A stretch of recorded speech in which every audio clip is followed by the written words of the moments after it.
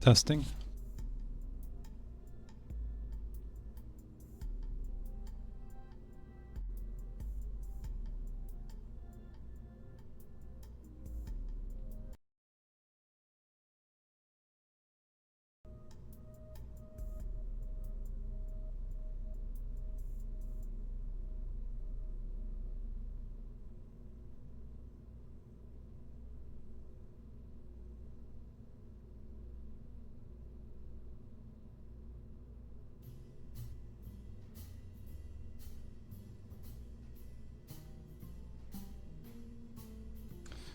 If you're just joining us, I am currently working on getting the stream up and running.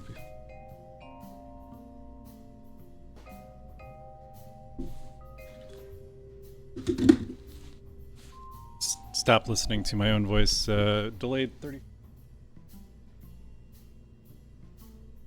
Okay.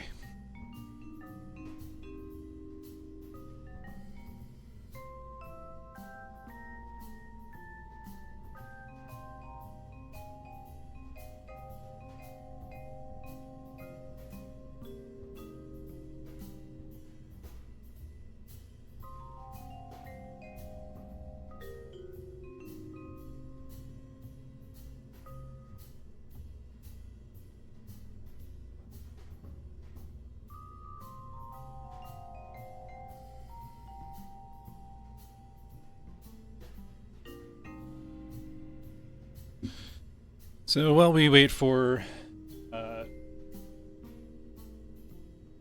friend Brad over Brad's game stream, we'll poke around in Kerbal Space Program and we get our lander set up for our mission today.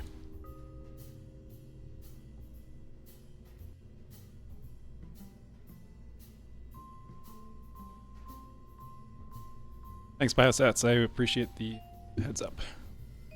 Yeah, I've got Brad pulled up on my other monitor. Pay attention. Go time.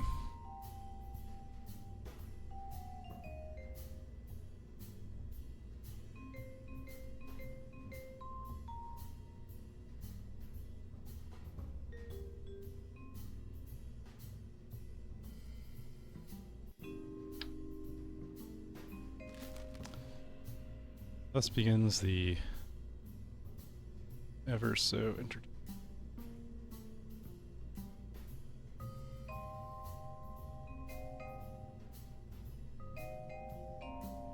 Ooh, a game key for KSP. Nice.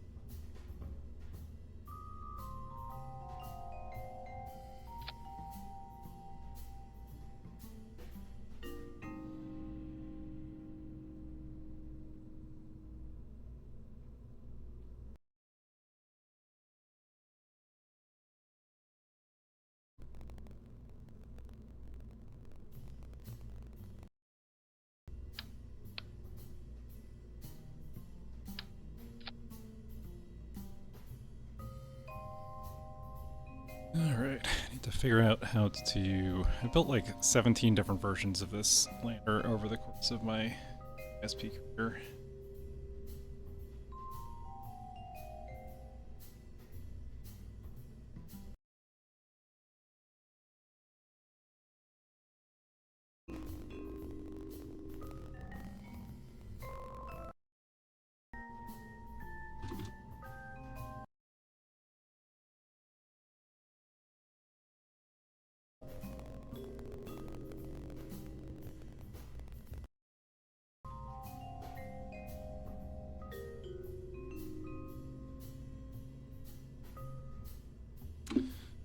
Don't have air brakes unlocked.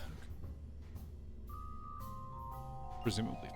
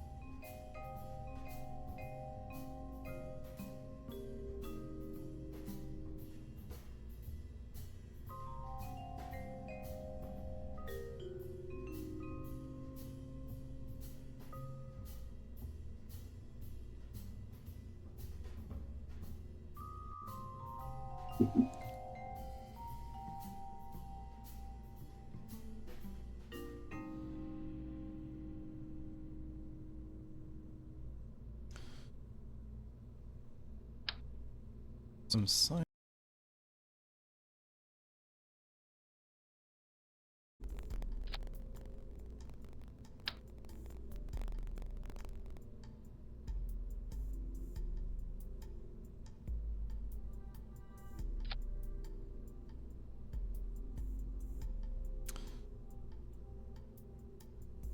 All this super interesting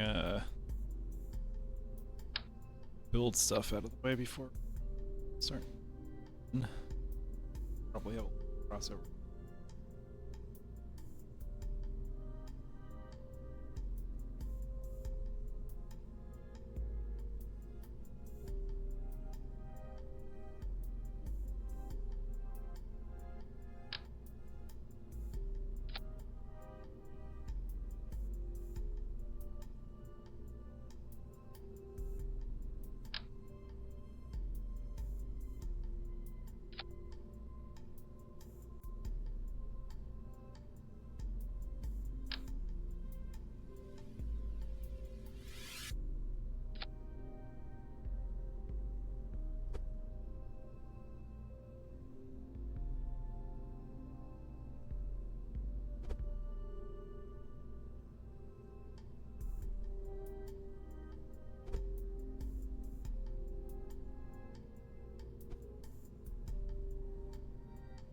Some people think that part flipping is. I disagree.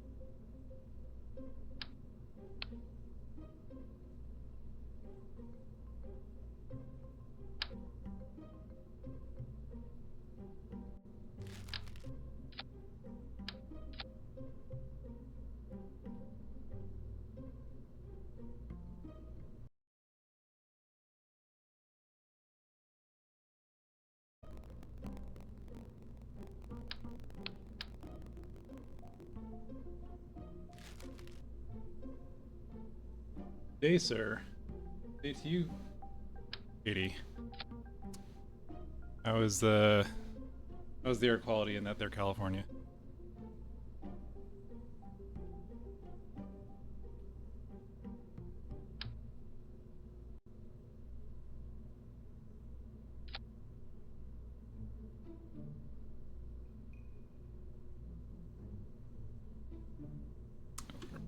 Start up.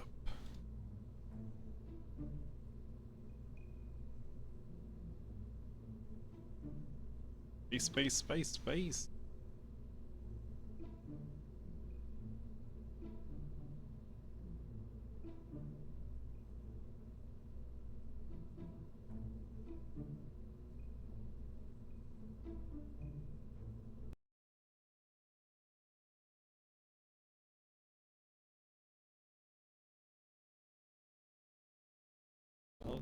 Have to breathe in. Well, hopefully you've got the air filters running on full blast over there.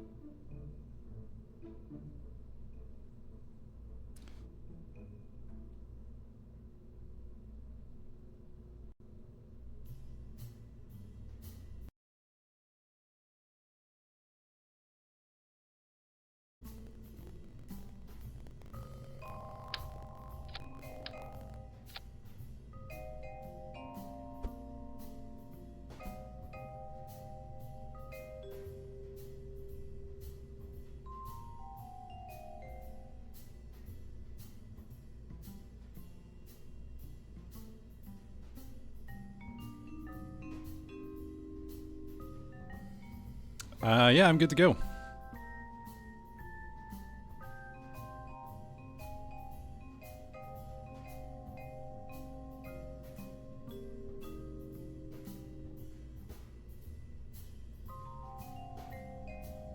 Spark.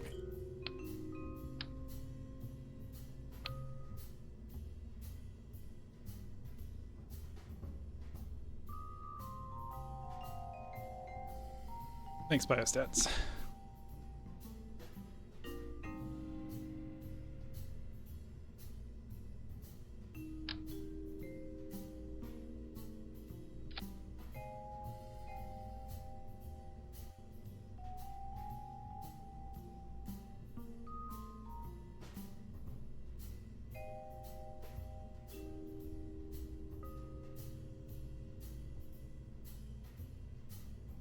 Alright, I'm gonna go dark in.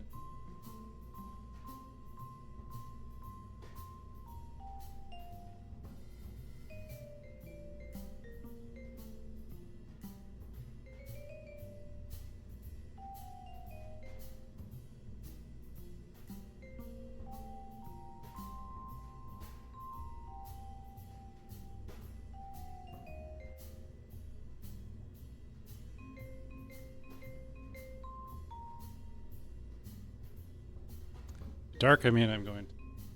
Not dark. Let's do-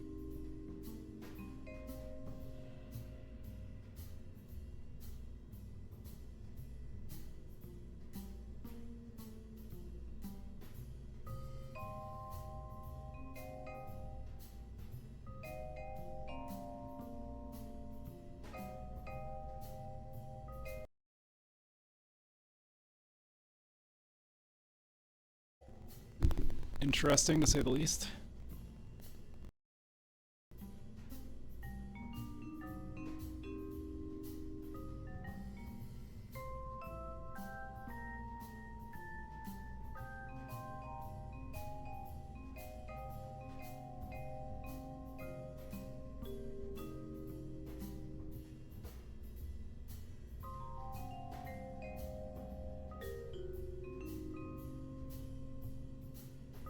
Okay, I guess we are online. Well, welcome everybody. Hopefully you all had a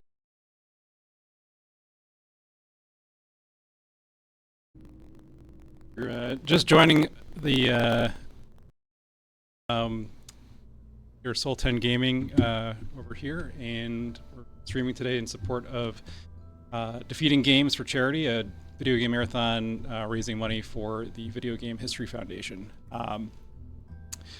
Today we're going to be playing some Kerbal Space Program.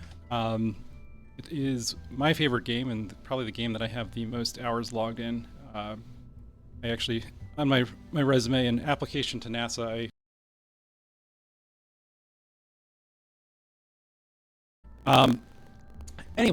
so this is a played Kerbal Space Program before. It is a space sandbox game that is a physics simulator and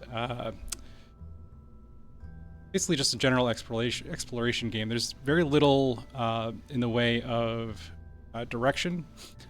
You're given sets of parts to put together and sort of figure out how to fly rockets to space.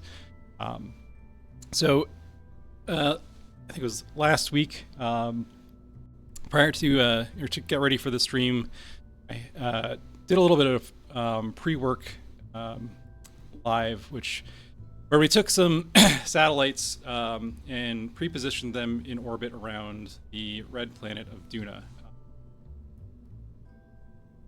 Duna is the in-game analog to our Mars, and basically we're gonna take a manned mission or Kerbal mission to Duna, and we're going to find one of Duna's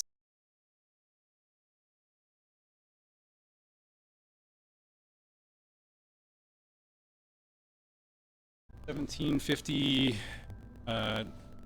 donation goal. So we will be taking a look at the Easter eggs that they've hidden on the planet. So right now I'm building out this this lander. It's pretty simple.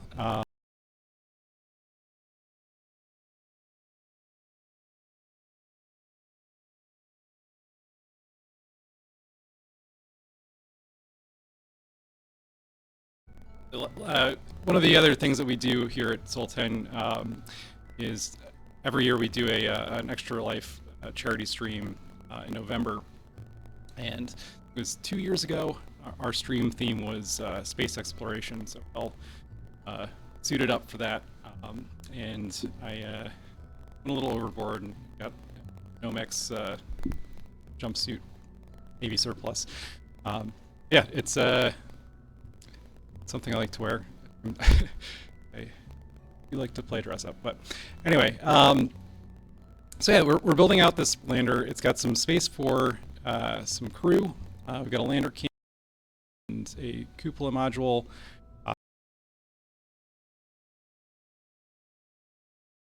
Science experiments that we can throw on. That.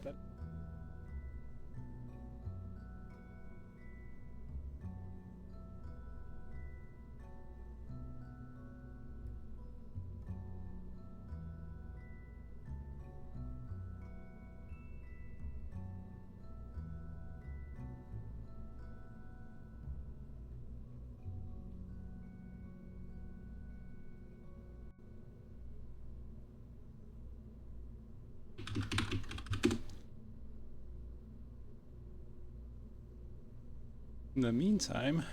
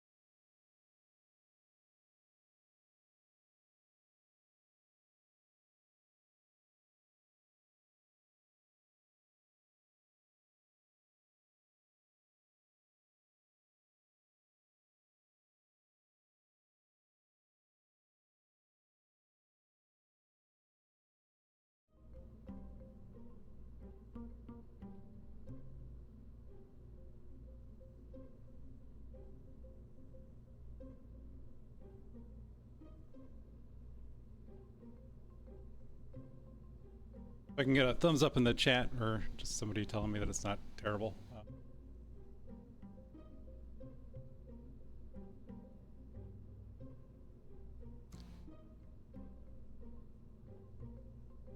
Yeah, I've been playing around with some different streaming settings back end, and I don't think the one that I chose was working. Apologies for that. Anyway, so we're back. We've got our lander. We've got some deployable science. One thing that I forgot to add that I need to add is some RCS thruster fuel.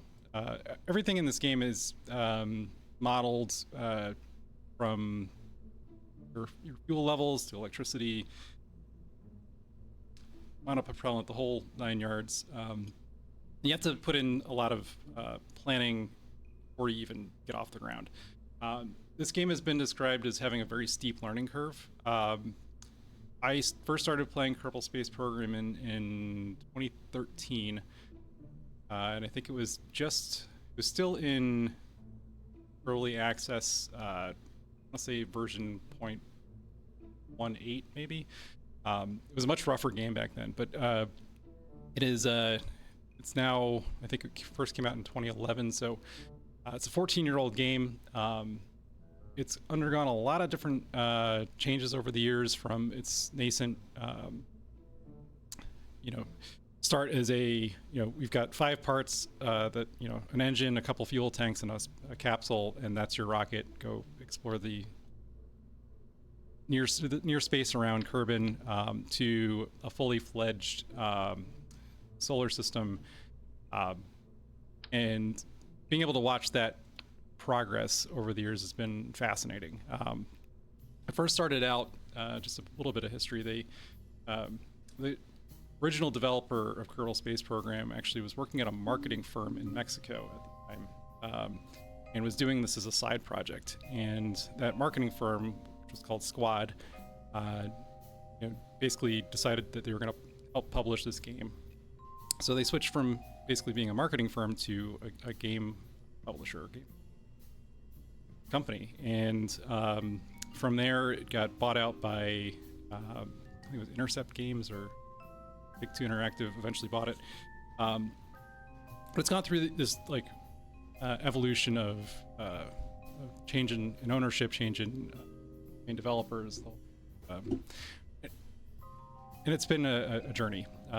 If you've been paying attention to gaming news, you might have also seen something about Kerbal Space Program 2, which was announced in 2019. It didn't come out until 2023. Or 2023? Might have been 2024.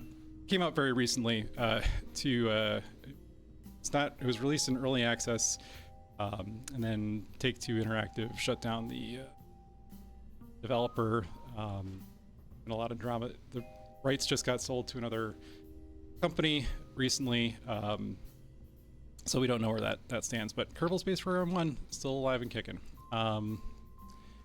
And I think talk my off, careful, and get something done. So yeah, let's stick some monopropellant tanks on here.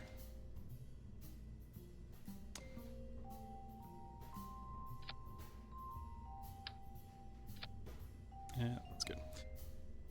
Monopropellant is our RCS thruster fuel. RCS is the small maneuvering thrusters that you might have seen on like Apollo 13 with the little puff jets. Got our lander. Let's go and start a new file here. We also need to build ourselves a vehicle that's going to house our Kerbals as we fly off to. So, kind of need to put together a ship with enough thrust that it can carry both the main ship body and also the lander out to planet. When is Kerbal 3 coming out? That is a good question. We're still waiting on Kerbal 2, Space Program 2 to finish, or if that will ever happen, who knows. But they recently did announce a new competitor called Kitten Space Agency. Thank you, Red. I don't have an alert set up. Apologize in advance if I'm not immediately acknowledging the stuff.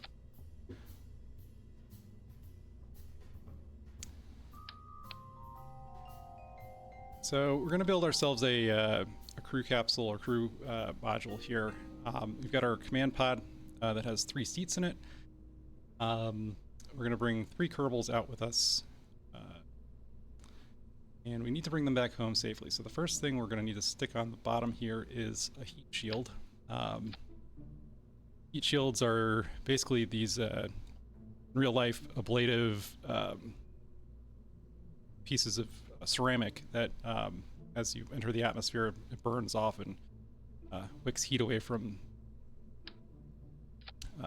capsule. So we need one of those because reheating entry is a real thing in this program. We're going to need a parachute on here, but not kind that goes up. We want one that's sides. Do get those not to obstruct any hatches.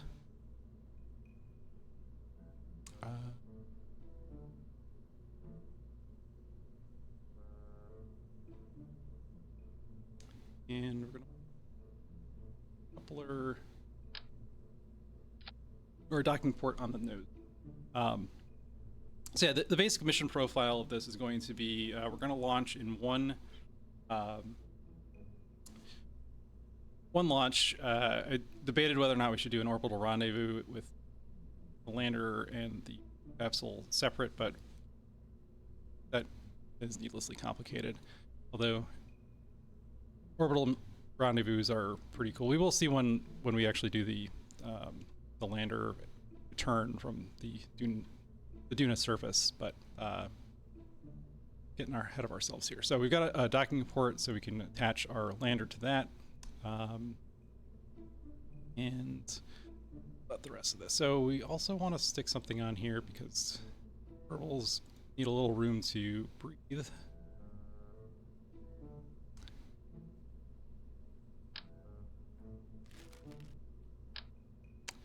I'm going to stick a laboratory module on here.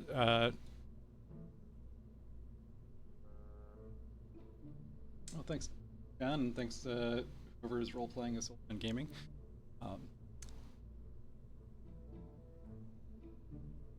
Constable Potato, okay.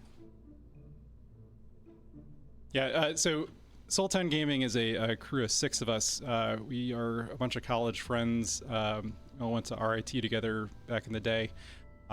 We play video games on Wednesday nights, and also do that Extra Life charity stream on in November every year. Yeah, there's 6 of us. We have a lot of fun. Yes, Constable Potato is doing his part. All right, so we've got our lab module. We're going to let's see. We're going to take some nuclear engines out to Duna. And the way to get that done is with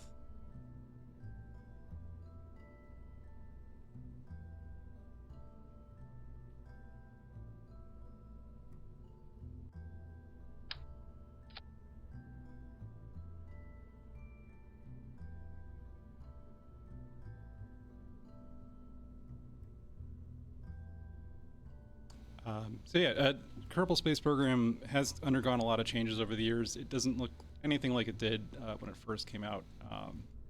And a large part of that is thanks in part to some community modders.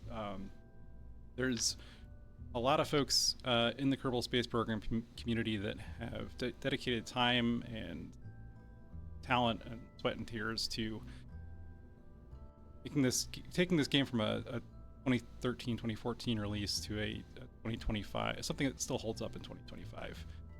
So I've got a bunch of mods installed, some graphics mods, a couple of parts mods, a couple of mods that sort of help out with the math that you have to do to get to where you're going.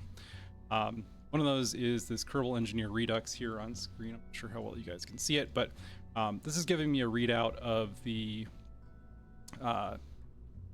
stats of my vehicle. So it's giving me its mass, its specific impulse, which is a measurement of the efficiency of the rocket, the thrust weight ratio, and this all important delta V here.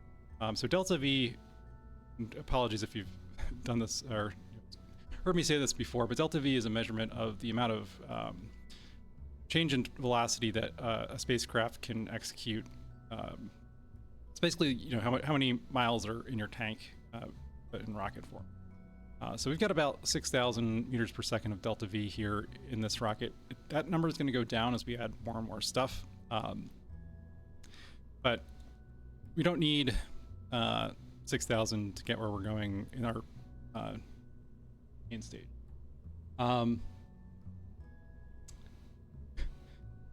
That's a good question. I don't know if I've ever heard the story of why Constable Potato is named Constable. But that tracks with what I know about you.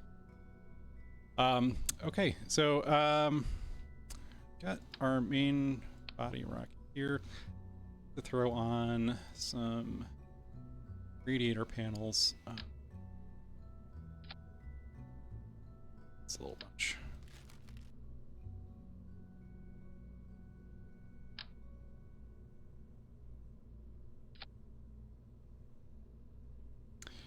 So yeah, we're using thermal or nuclear engines, which have which require some heat management. So we're attaching these radiator panels side here that will help with cooling the vehicle. Does delta V help acceleration and deceleration? It is a measurement of acceleration and deceleration. Oh, Sol10. That's an even more interesting. No, not more interesting. Sorry. So yeah, when we were at RIT in Rochester, New York, a bunch of us lived in this dorm building called Sol10Gaming, and we lived on the 9th floor. And I don't know, we were freshmen and adventurous, and decided that we're going to make it a point of breaking into the elevator floor, which was one floor above. We lived on the top floor, Sol 9, and we wanted to get into the mysterious Sol 10, basically just a floor that held a bunch of elevator equipment. And we did it, and decided that's what we were going to call ourselves. So that is the origin of Sol 10. Anybody else remembers more detail? Bad Wolf, you were actually part of that expedition.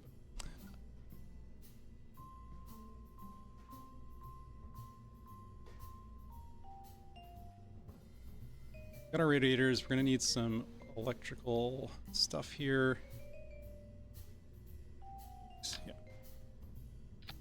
Big old solar arrays. Some batteries. Small.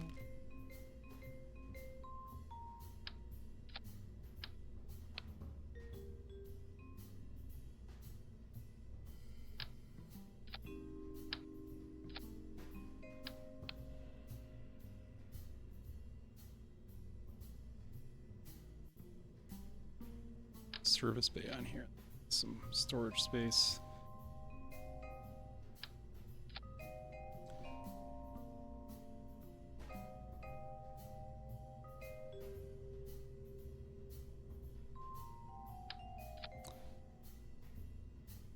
We need some reaction control wheels. Reaction control wheels are basically flywheels that allow you to change a spacecraft's orientation without expending any mass or any fuel. You ever played with that physics experiment with the bicycle wheel chair and spin fast and then side and chair starts spinning? That's the basic physics principle behind RCS wheel or reaction control wheels. All right, so we got our lab, we got our solar arrays. We need an antenna.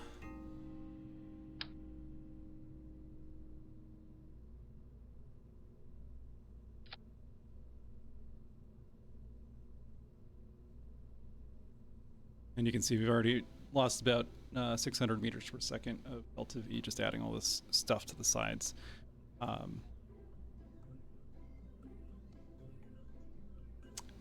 see.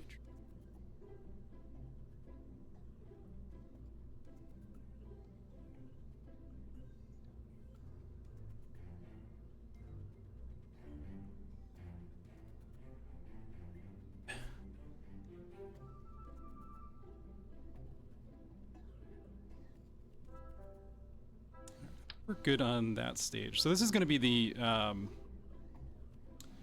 vehicle that brings us to the Duna. It's kind of the pusher, and we'll have of that lander that we were building earlier, sort of stapled to the front of it.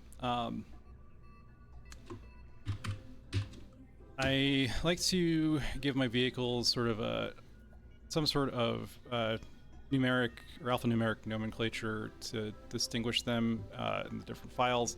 I can never actually remember what that is. It's usually some version or variation of K for Kerbal, and then a alphanumeric representation of the type of vehicle that it is. So we're using nuclear engines in there, and then V for vehicle.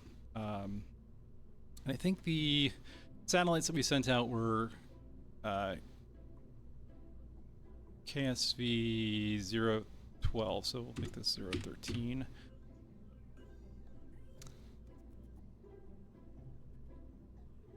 Stick a flag or two. Corporate sponsors.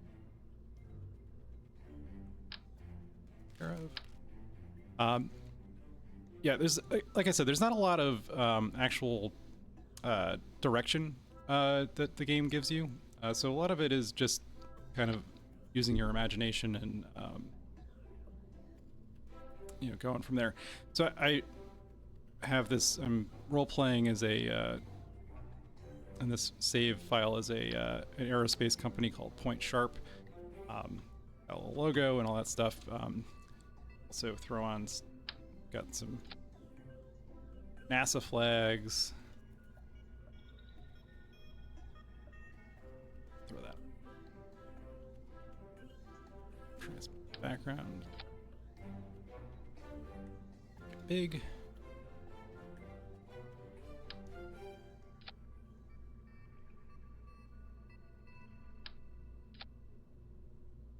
All right. And so let's build out the rest of this. I think I did not save that. Open up the lander that we were just playing with. And we're going to create a subassembly so we can actually just import this into our main rocket file.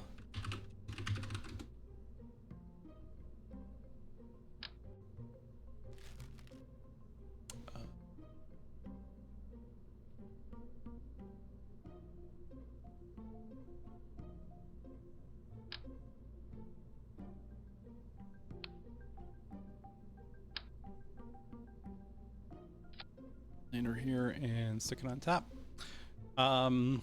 Okay, so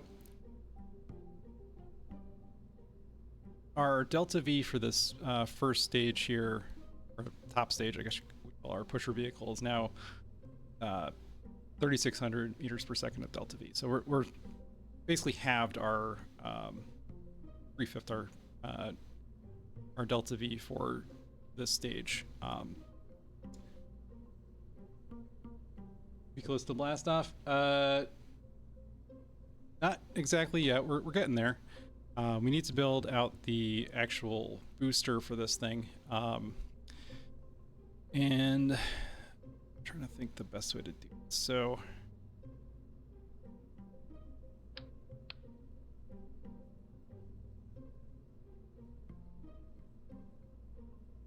going to put a fairing around the capsule for aerodynamic purposes. So in case the lander here. If you have studied the Saturn V rocket, you know we can do the count. Okay. Let's grab this whole thing, bring it up here. We are currently in the vehicle assembly building, which is similar to the actual vehicle assembly building down at Kennedy Space Center, which is a giant freestanding structure in the middle of one of the Florida sand dunes off of Cape Canaveral. It is a massive building. If you ever get a chance to go down there, I'd highly recommend taking a look at it. They've got it's basically this giant square or rectangle in the middle of a very flat, basically an island.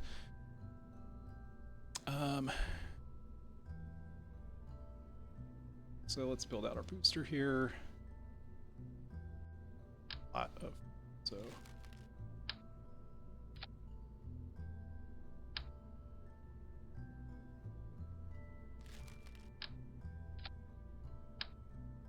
So we're gonna make a orbital insertion stage here, and to do that, switch back to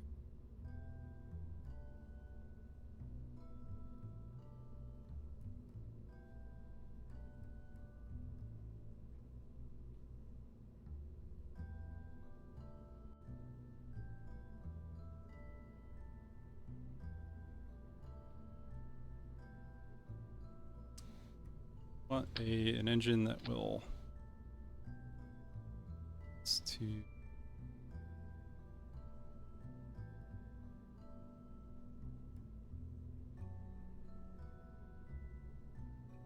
So we're looking for a very efficient engine that will work well in atmosphere, or in the vacuum of space.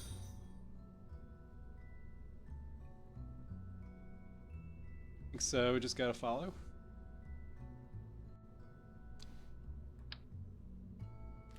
Will you add SRBs to get to orbit?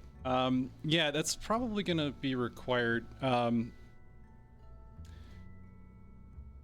We're launching a pretty big rocket here. I don't know that we've got sufficiently large engines to take us to orbit. Let's see. Just on their own, so we might need some solid rocket boosters on the side. I'm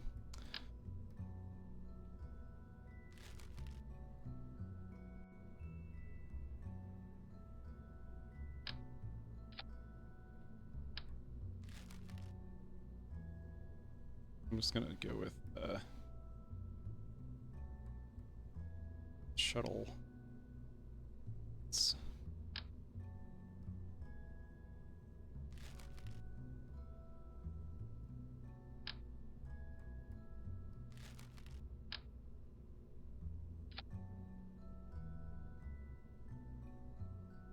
So this this KS-25 vector engine here is a very it's modeled after the shuttle main engines that are also currently being used on the SLS rocket system.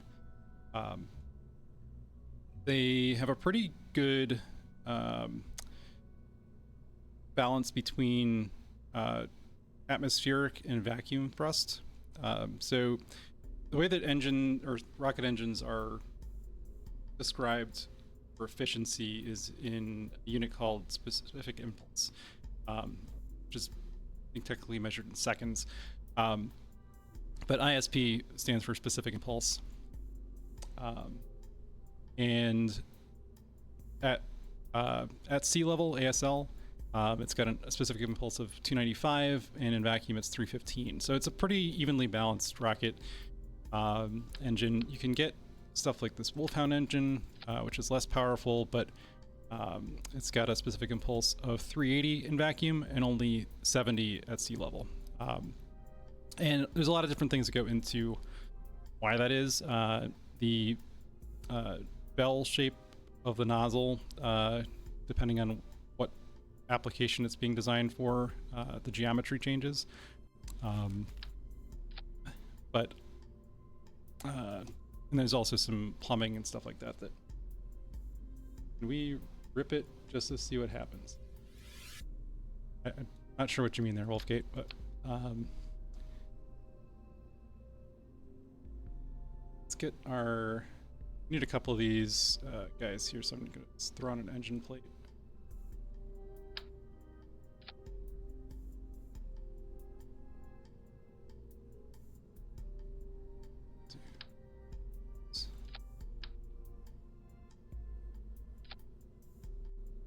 And we're gonna get a bigger.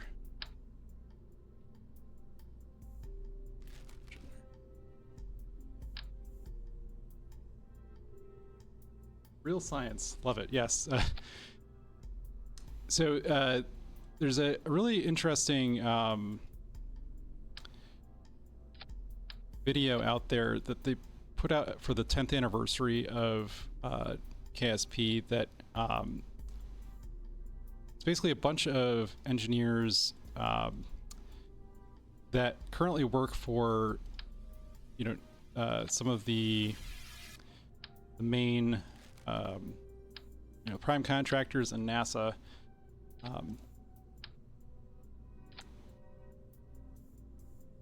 That started off their careers or were inspired by playing Kerbal Space Program. I am not an engineer by trade. I do work at an aerospace company in life support systems for the International Space Station and a couple other space programs. I do work in supplier quality. But yeah, there's a whole generation of people, my age and younger that were inspired by playing this game as kids or young adults and going into the space industry. It's not. In my mind, we're experiencing a second, revolution of interest in space. A new generation is being inspired to get out there and push the bounds of human technology, and it's a really exciting time to be in the industry. Anyway, I'm gonna stop gushing about that, but okay, so we need trying to get this engine plate to line up, but it's giving me some issues, so let's do that.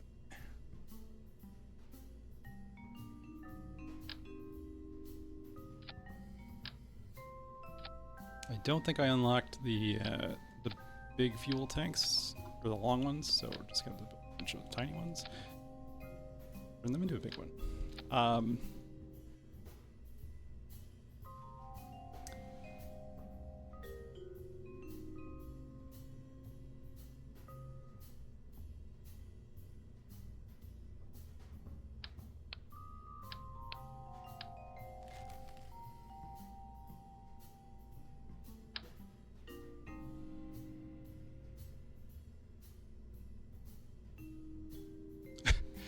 Yeah, it is a. I mentioned this earlier, but the learning curve for Kerbal Space Program has been described as steep, and it's not. There isn't a lot of in-game tutorializing for things. It's the stick.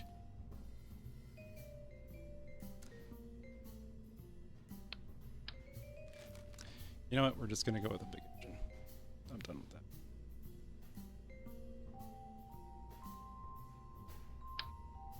Should be.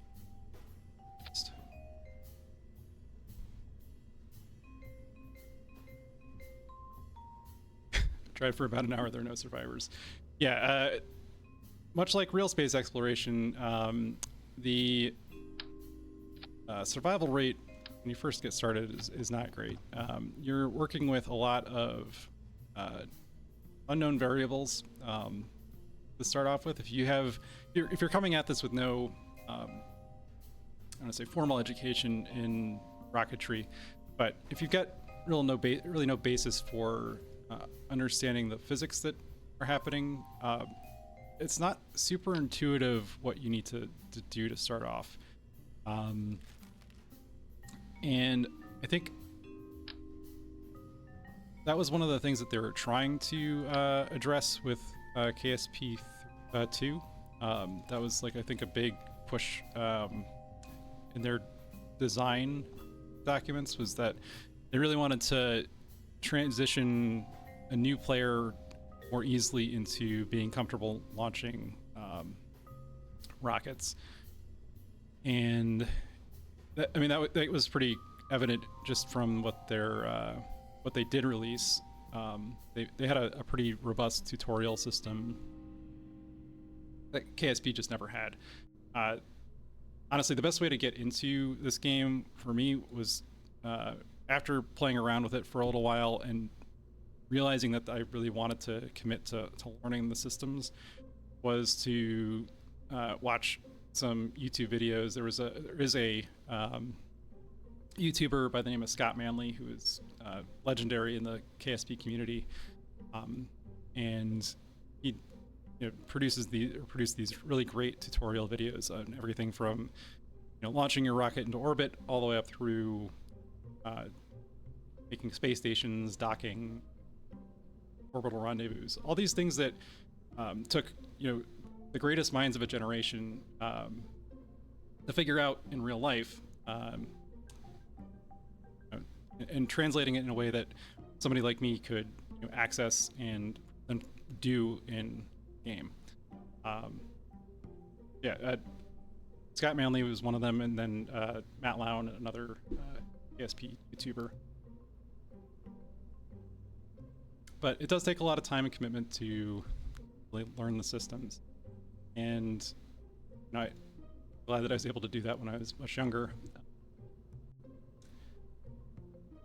I think I would have these.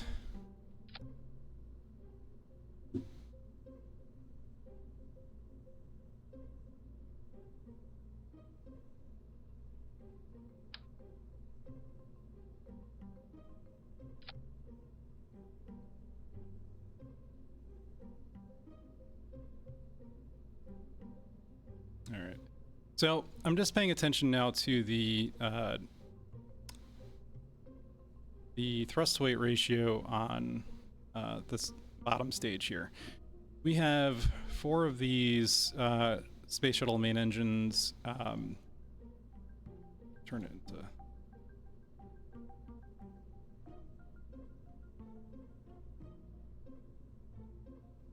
Let's see.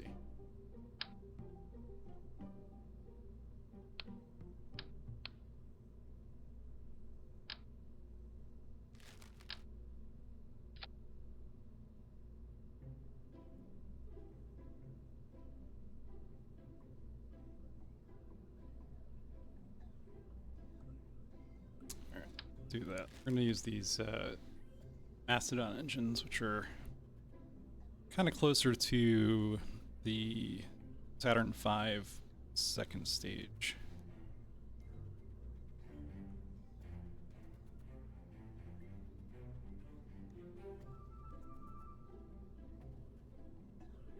All right, yeah, so just by replacing these engines with these Saturn V second stage engines, our thrust weight ratio is now above 1, which is really important if you want to get off the ground.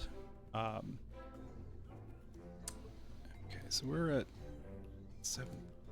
I'm gonna stick a couple of solid rocket boosters on the side because somebody requested that, but also because I think we're gonna need that extra bit of. Yes, this is a charity stream. Let's not forget why we're here. You head over to defeatinggames.com/donate. There's a link down in the chat. We're raising money to support the Video Game History Foundation. They are an organization that's out there trying to preserve, you know, the history of video games and all the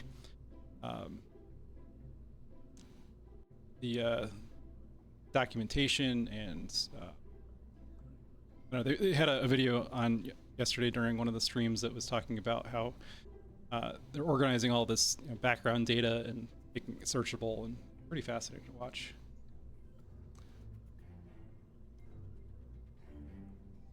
And for a game like Kerbal Space Program that has such a, you know, sort of weird story itself, that kind of stuff is lost if you've got nowhere to store it. Whoever was driving that truck needs to slow down. Yeah, I love the little industrial vehicles they've got going on around here. Yeah, that guy just got ran over. But there's a lot of little like quirks and character animations that are. Thanks, Ageless. Appreciate the good luck. Hopefully we won't need it. We'll just need you know, some steely-eyed missile men to missile women to get us off the ground here. All right, I think these are big enough, the rocket boosters. One thing to pay attention to is on the right-hand side of the screen here. I'm not sure how well it's showing up, but this is the stage order for all the bits and pieces that we just assembled. And so in our first stage, when we light off this candle, these 4 Mastodon engines, which are part of our main stage, will kick off, followed by, along with the Clydesdale SRBs. And then our next stage will be detaching the SRBs, after which the main stage will continue to be firing. We'll separate that first stage.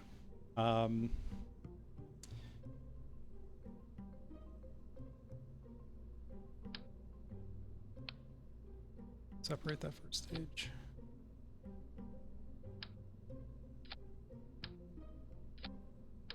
Okay.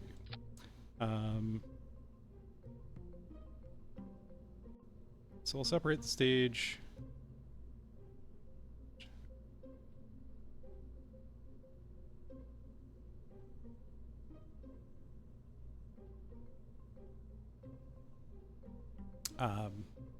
So we'll detach our SRBs, detach the main stage, fire our Rhino engine. That will be our orbital insertion burn. So we'll get us into a circular orbit, and then we can use our nuclear engines to take us out to Duna. They'll also be taking us back, so hopefully we've calculated this correctly. The way that we figure out how much Delta V we're going to need is largely based off of, there's a, I'm able to pull it up right now, but there's a, effectively a subway map of how much Delta V it takes to get from point A to point B inside of the Kerbal system. And to get to Duna and back, I believe is around 10,000. That calculation's a little bit skewed because it does not take into account atmospheric braking, which we'll talk about when we get there. But essentially, we're going to be using the atmosphere of Duna to slow us down. We don't need as much fuel to do that.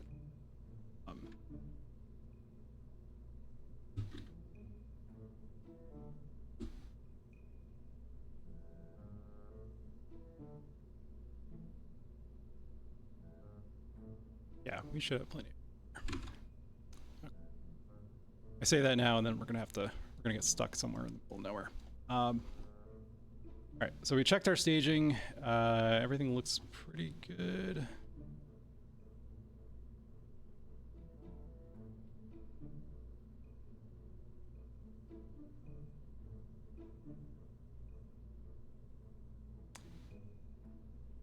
ready to go. Save this. Let's check our crew complement. Okay, so we only have enough room for 3 Kerbals. I'm gonna leave Jeb at home. We're gonna take Valentina instead. And then we'll have Bill and Bob. Each of the Kerbals have different careers, I guess you'd call it, or specialties. So Valentina, who's named after Valentina, last name starts with a T. Pronounce it. The first woman in space, Soviet cosmonauts. Who she's named after. And then we got Bill Kerman, who's an engineer. He can do repairs on the ship, and then Bob, scientist, and he can perform science experiments, of which we have a whole bunch stashed away in our lander. Go ahead and save and launch. So it took us 45 minutes, but we're almost.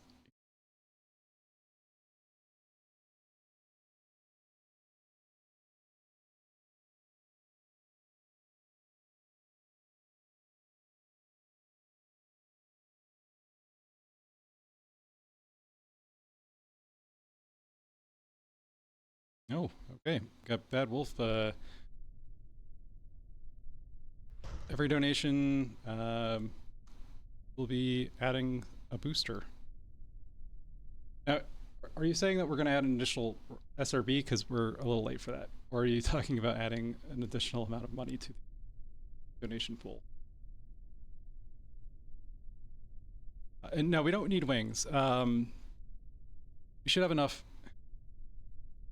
Red Bull mod. Yeah, no, we don't need wings or fins on the back. We should have enough mass down below to pick us off. Right. So we've got our we've engaged our SAS, which is our stability assist. We've throttled up to max. I don't have a countdown, but if anyone wants to count us off in chat, I can try to time it such that launch when you guys hit 0. I don't know.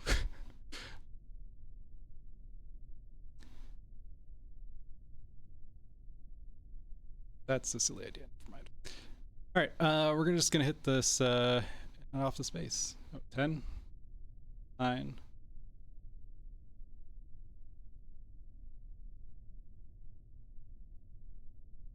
A launch hold at 9, 8, 7.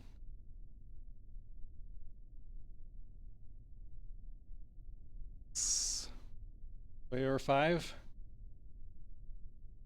4. 3.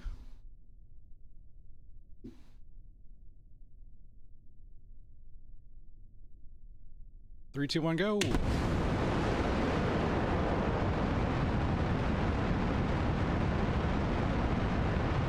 Alright, so we are now in flight. Our SRBs are burning pretty hot. We're just going to throttle back the main engine. And it's probably very loud. It's loud in my ear. But we are going to start heading straight up, and then we're just going to start tipping our rocket over to perform what's called a gravity turn. This is something that you probably have seen in SpaceX launches, or you remember the shuttle days. You don't go straight up in a rocket launch. In order to get into orbit, we basically need to be going tangential to the planet's surface. So we need to get over basically to our side, but we need to be going fast enough that when we're doing that, we're not falling back to the ground faster than we're going forward, which is how orbits work.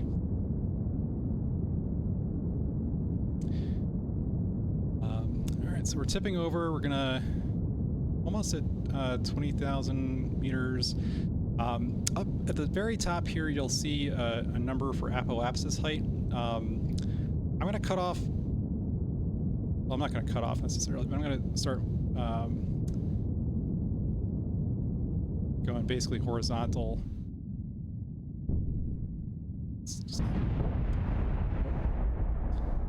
Okay, so we had our first failure. You're not. We can fix this. Gonna revert back to launch. One of the kind of frustrating things about SRBs is that they can sort of fall into our path, so we need to be very careful.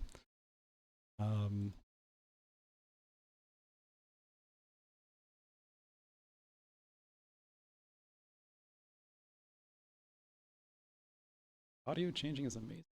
Yeah, if you can believe it, one of the major improvements of Kerbal Space Program 2 was the audio design. All right, so we're back to, we just reverted in time because let's see here. Let's try this again. I think I'm gonna do is just turn on auto strut real quick. I forgot to do that. Right.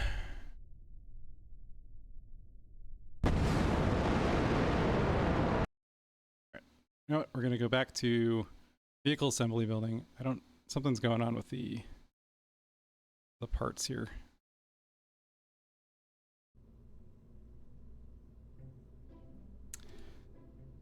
Yeah, another thing, no Kerbal Space Program launch is perfect. No matter what you do, this game is, again, nearly 15 years old. It is put together with baling wire and bubble gum. And one of the weird things about it is how the parts interact with each other. So each one of these individual items that are connected to each other are modeled in the physics engine, and can be very wonky, if not. They eventually introduced this thing called auto strut, which is add some rigidity to the parts.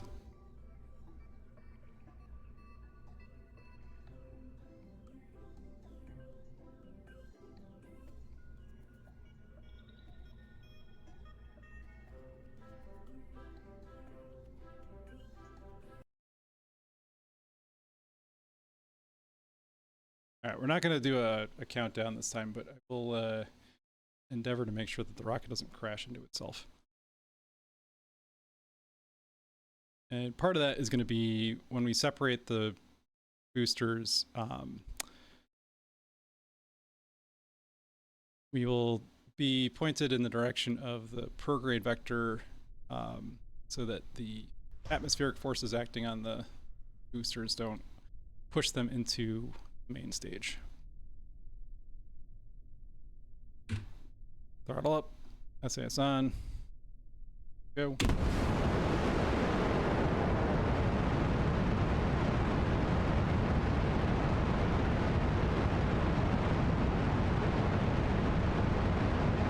This time I'm going to be a little more aggressive on gravity turn.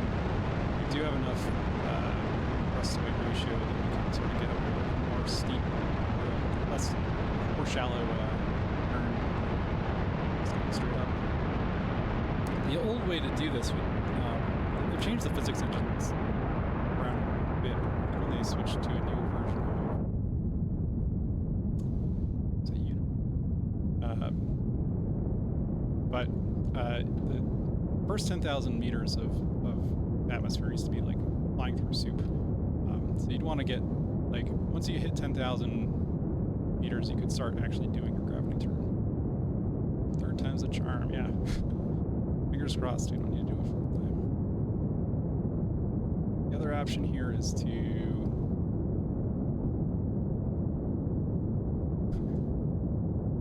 just realize whatever.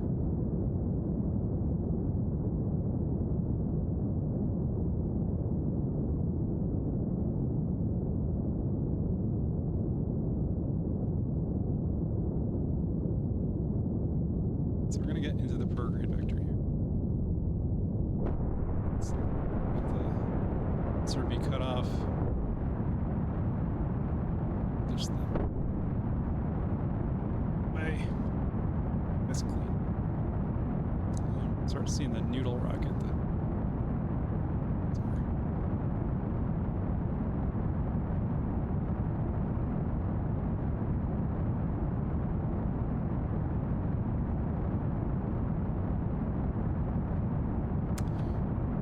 apoapsis is super high. I'm just gonna stop that right there. Yeah, so our apoapsis, which is the highest point in our orbit, is now like 468,000 meters, which is very high for our purposes, but actually could help us out when we try to do our Duna burn. Reminds me, I did not set this up for a Duna encounter. Did I? All right, so Duna is about a quarter of the way through where it needs to be in its orbit for us to actually get there in an efficient manner. Might need to spend some time in space until such a time that we can actually make that burn happen. So we're just going to deploy the arrow shield here. I'm going to stick us into a circular orbit. We're going to jet back to the ground. We probably have given Bill, Valentine, and Bob enough snacks to last them the 100 and some odd days that it's going to take for us to actually get a Duna, what do you call it? A Duna window. We're going to very slowly tip this over into the map view here. So this is the representation of our orbit. It's this parabolic blue line here. And what we're going to do in order to circularize is to draw out the green prograde vector. We're just going to burn until we circularize it like 480. So it's probably close enough.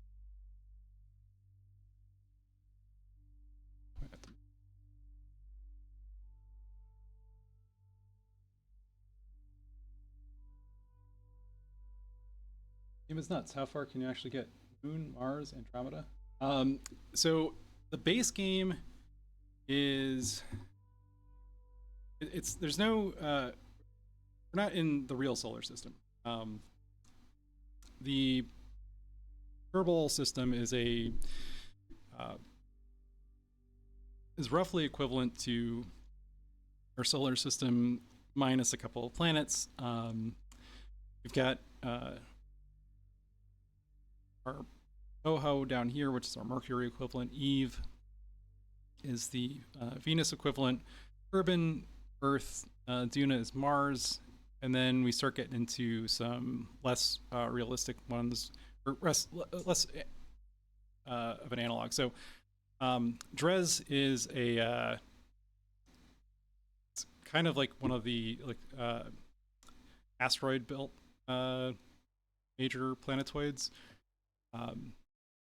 And then Joule is a gas giant, and then way out here is Elu, which is our Pluto equivalent. Now there are mods that let you go way beyond. One of them is installed here, so I do have another solar system installed. I have not visited it yet, but Cirsani is a mod that adds a whole nother planetary system.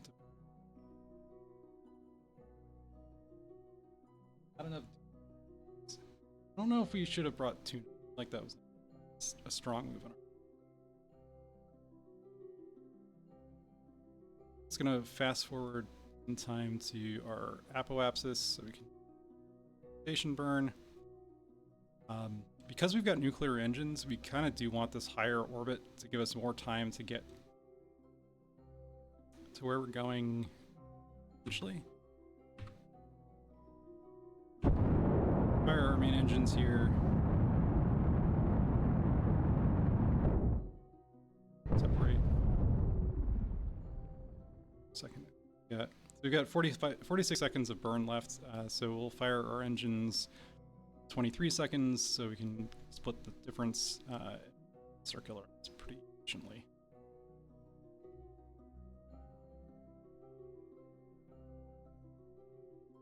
We actually might not need our nuclear engines for the trip out do it on the way back. But let's get our solar panels deployed.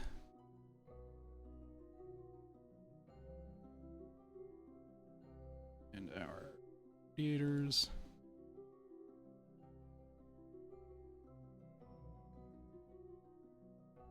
Yeah, it's one of the things that like I said, I've been playing this game for over 10 years now, and I've done, honestly, everything there is to do in solar system, but thanks to a really dedicated modding community, there's more stuff to do.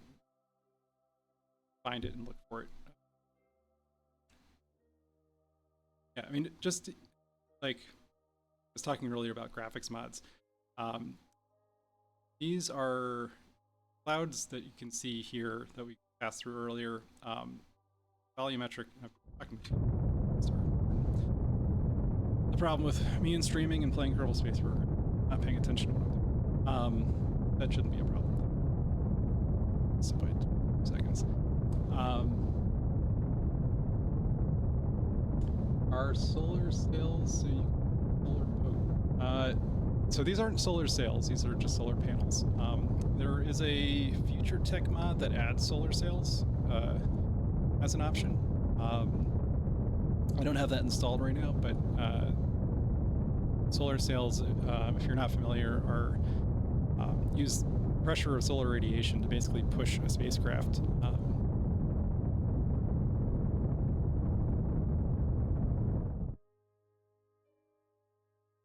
Still have 1200 per second.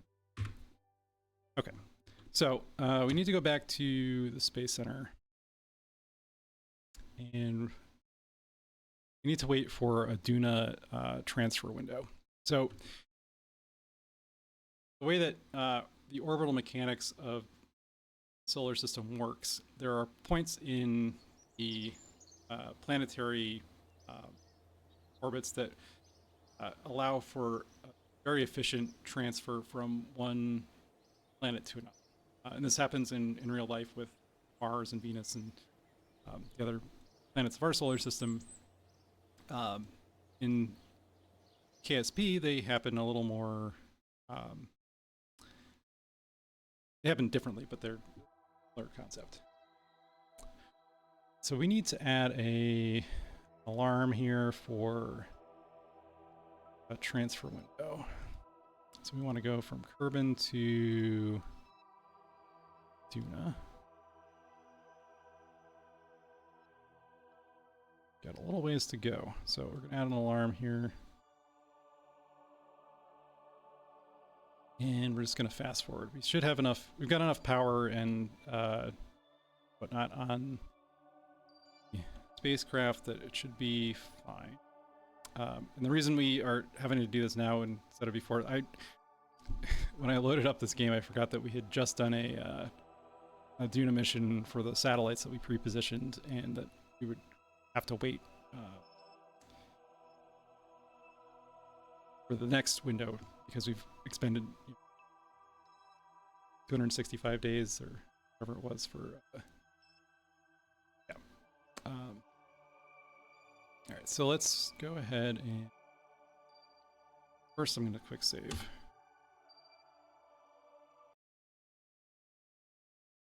Again, this game is 15 years old. It doesn't always perform exactly like you want it to.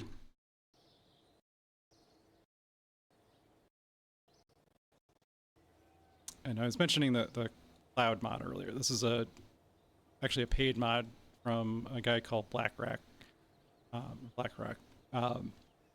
He worked on Kerbal Space Program 2 and is now working on Kitten Space Agency, but he did these volumetric clouds, which are absolutely gorgeous. They add like a whole layer of beauty to the game that didn't exist prior. All right, so saved, and we're just going to fast forward to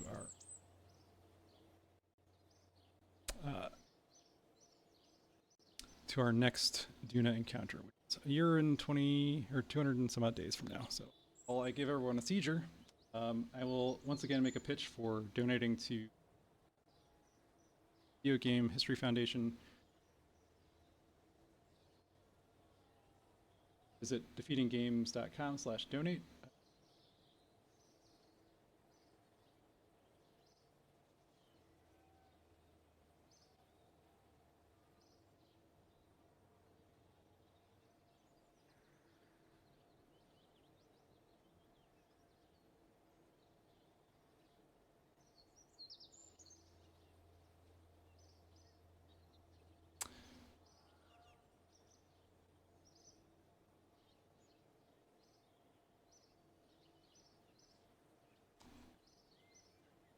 Oh yeah, well, why don't we do that right now? So, I while we're waiting, so I guess someone or somebody donated a Kerbal Space Program key. So, Calamity, if you want to take it away, or Biostats.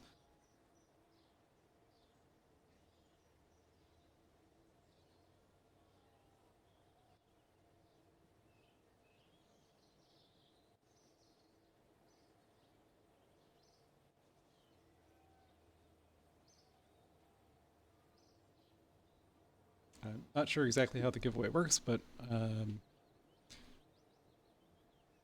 yeah. So if you want a key to Kerbal Space Program, you can type in that GD enter or DG enter. To enter the giveaway. Again, this game is a lot of fun. It does take a little time to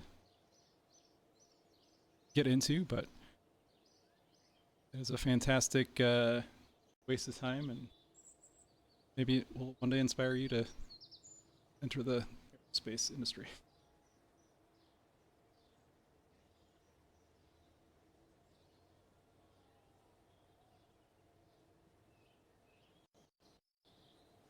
Okay, so while you guys are entering into our raffle here, I'm just going to go ahead and time is slowing down.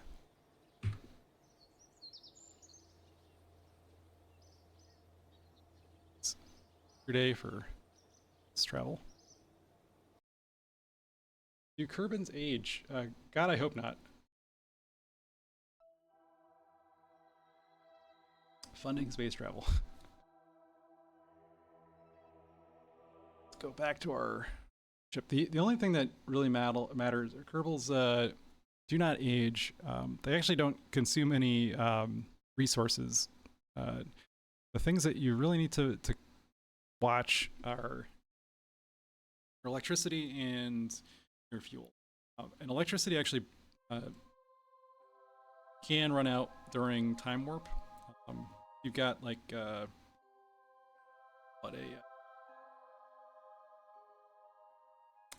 probe core running can actually drain your entire battery if you don't have an adequate amount of power generation like solar panels.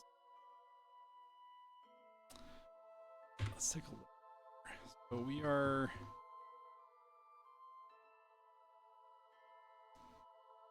okay. So our planetary transfer window for Duna is when Duna is at about 44 degrees from. We're to draw a line from the sun to Kerbin, and then from the sun to Duna, the angle that would form between them is about 44 degrees. Now, if we launch from Kerbin at this point, and there's a spot in the orbit, it's about 100. Sure. 10 degrees from, if you draw a line, basically the prograde vector of the planet, 110 degrees from that, where you want to launch. For node here, might have to tweak it a little bit.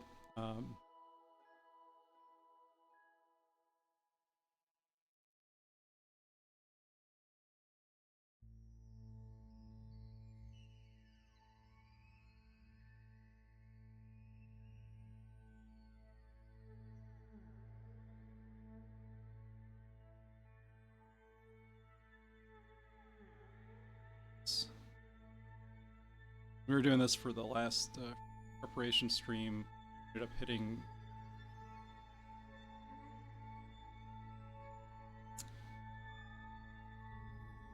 one of the satellites that orbit around Kerbal. It's throwing off our calculations. So. All right. Got a pretty close approach. I say pretty close. We're talking about a couple million kilometers. Let's see if we.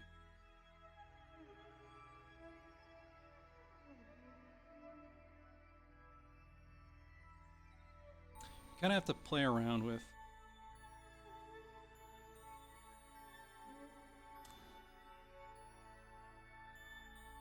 maneuver nodes. Get a counter with.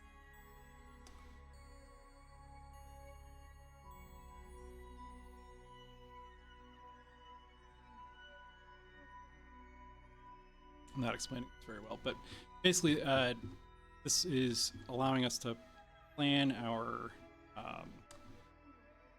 burn and go in any one of the 6 directions: prograde, antigrade, normal, anti, radial in and out. And these 2 little markers here are telling us that our closest approach is about 500,000 kilometers. Celestial terms is actually really close to each other. But, so there.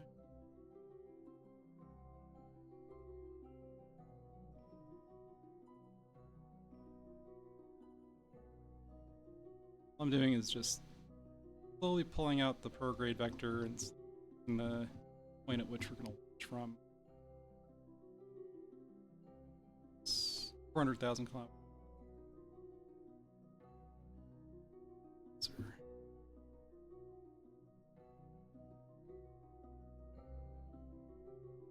52. That's basically on.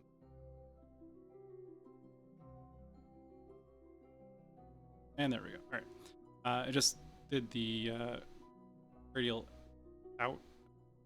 Dragged it out a little bit to adjust the orbit, and we've got ourselves a Duna encounter. What that means is we burn for 166 meters per second. We'll place ourselves on an orbital track that will get us to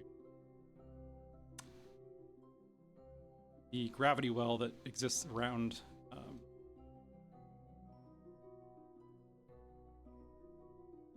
there a way to play this game with less than minutes? I don't know what less than minutes.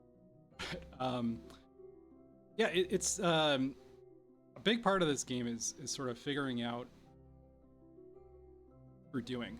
There's an alternate high school in the city that I live in that actually teaches a class about orbital mechanics using Kerbal Space Program. So kids sit down for 2 hours a day, 2 days a week, and play Kerbal Space Program in a classroom and learn physics by doing. Chance for the giveaway.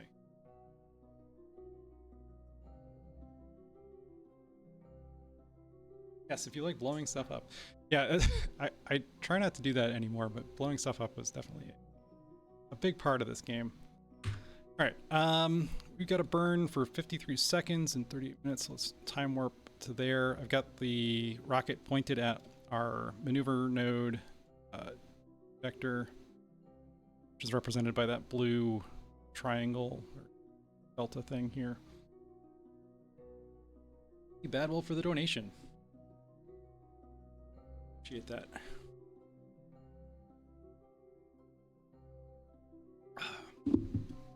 Okay.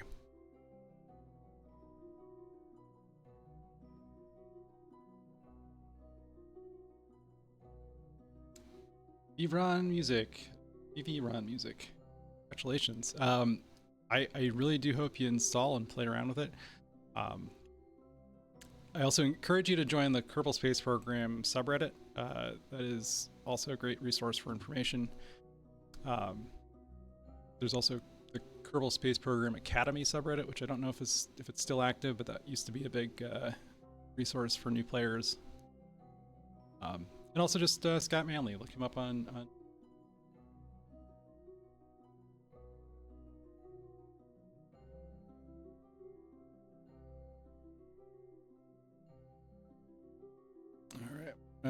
hit our ignition at 26 seconds, or right as it rolls from 27 to 26. So should give us a good burn to take us into that orbit there.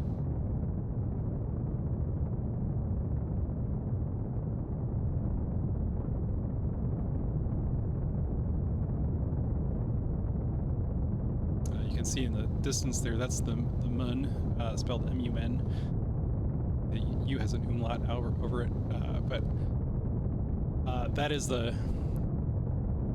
place where most new players try to go and land first. And there's actually a really easy way to get a moon encounter, in that if you're in a circular orbit around the planet Kerbal, and fire your engines prograde or in the direction that you're trying to go, or just as the moon crosses the horizon. Okay, so we've got an encounter with Duna.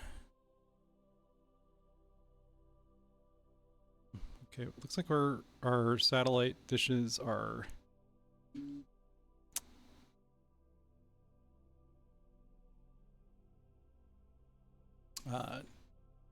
at the maximum range for signal, which is not great.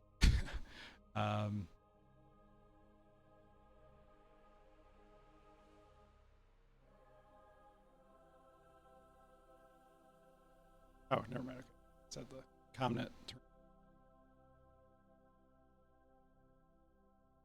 So they do have a full green signal. That's fine. All right. So yeah, let's get out into interstellar space. Go to our track. So we're just going to time accelerate until our spacecraft leaves sphere of influence of Kerbal and enters sphere of influence of Sun. It's called Kerbal.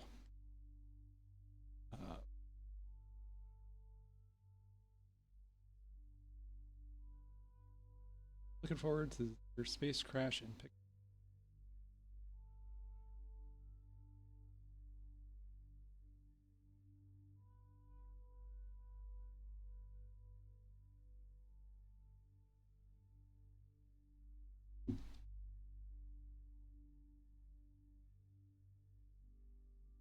All right, so we're now in interstellar space here. We're gonna do one quick thing while we're out in space.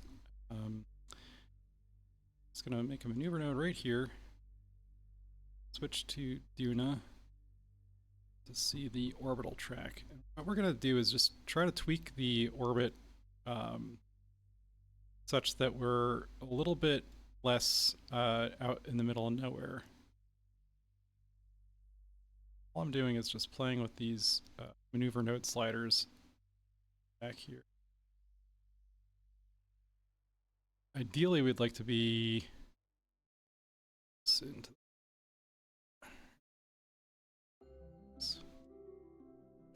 gotta be very careful when you're dealing with long distance targets like this. Any slight change in velocity is potentially going to cause issues, or it's going to have a larger effect down the line. So this burn here is only 34 meters per or 35 meters per second.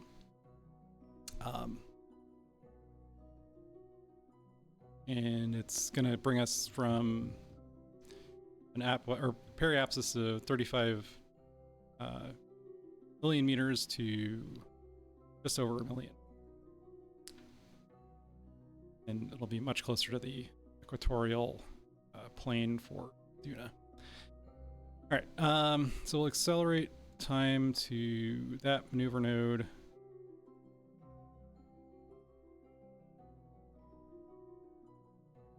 We'll accelerate. All right.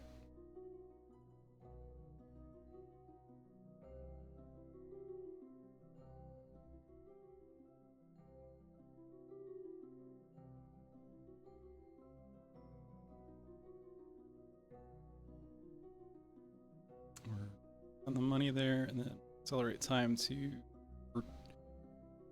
20 days from now. Execute our burn.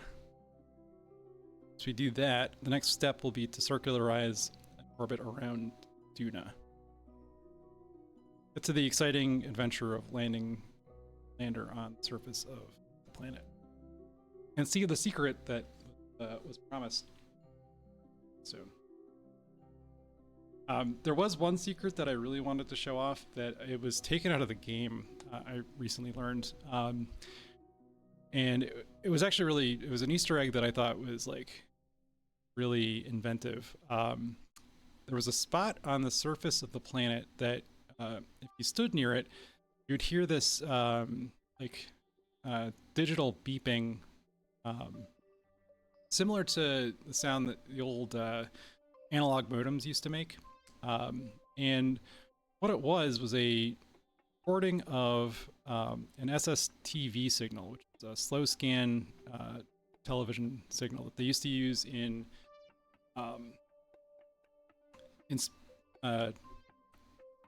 for probes to send back images from space back in like the 60s and 70s. It was an analog, or it was a basically sound modulated signal that transmitted a digital image that could be decoded and displayed on a screen. And that's what they used to use for like long-range probes to transmit images back. And they had this like signal emanating from this pyramidal land feature in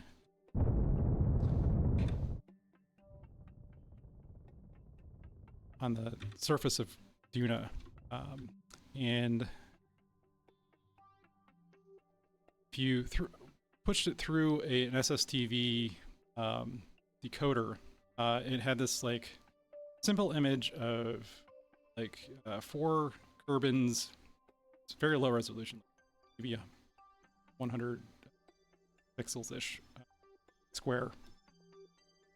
A representation for 4 Kerbals and like 3 planets, and like it alluded to I think it was an abandoned development item that they were going to add into ASP and eventually just gave up on, but it was like this meta or backstory of origins of the Kerbal species, and how like if you, we'll see at one of the Easter egg that we will look at today,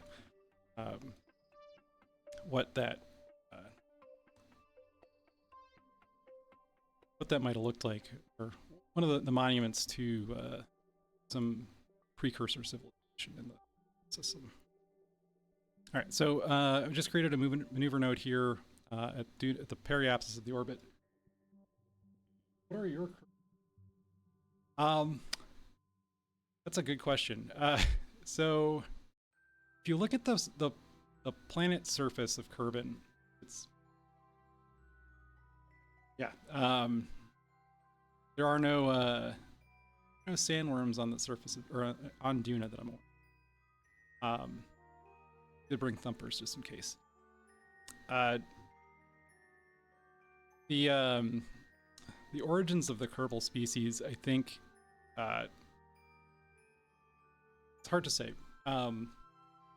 There's not a lot of clues to the origins. There's a pyramid on the surface of Kerbal, or Kerbin, that has like a monument that looks like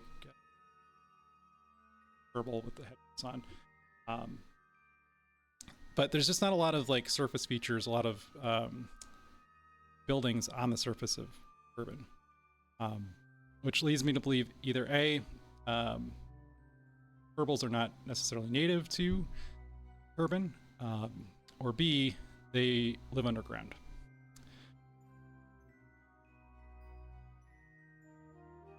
All right, let's see. We can point at the node, and then we're just gonna fast forward to it.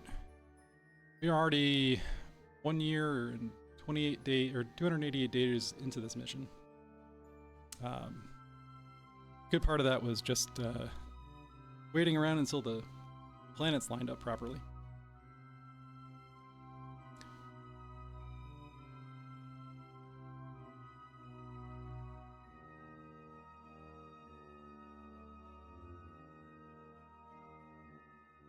Okay. Maneuver node and fast forward.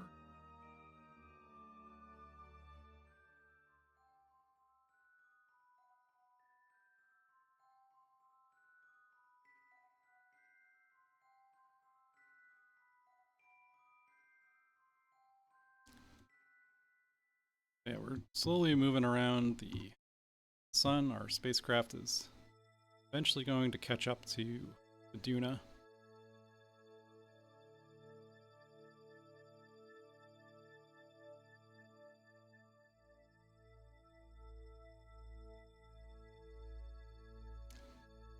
We're going to get an encounter with the gravitational well of Duna. The way that gravity is modeled in the game is kind of distinct from, or different than how it would be modeled in how real gravity behaves, just because of the computational limitations of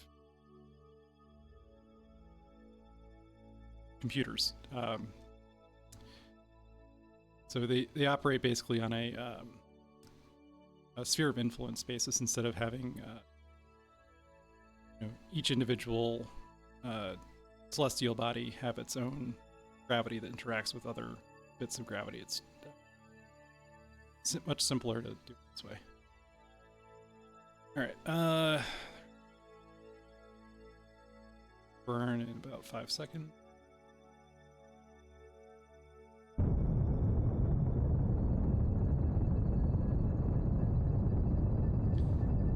It's a prequel game where you dig underground cities would be boring. I don't know if that's a pun, but I think it would be.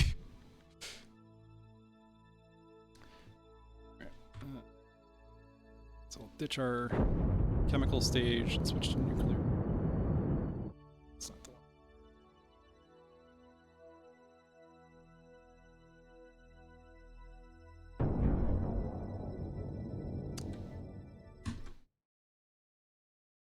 Alright, well, we might have a bit of an issue here. How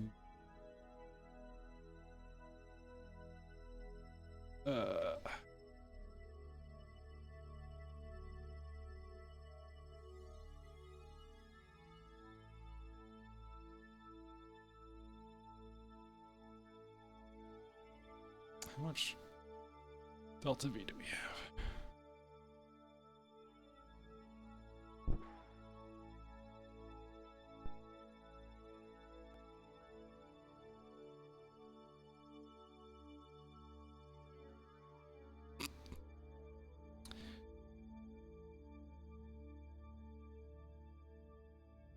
So, yeah, this is me hitting too many buttons, and not thinking about it. So we just lost our core stage, and we're gonna have to, well, have to do something.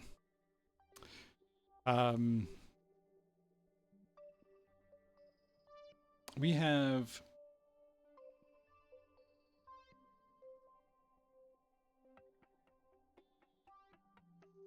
100 meters per second plus 100 meters per second RCS delta V. Welcome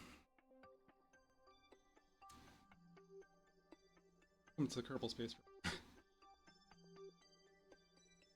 Watching like your gears turn is, yeah. So what we got going on here is a bit of a conundrum. We've got a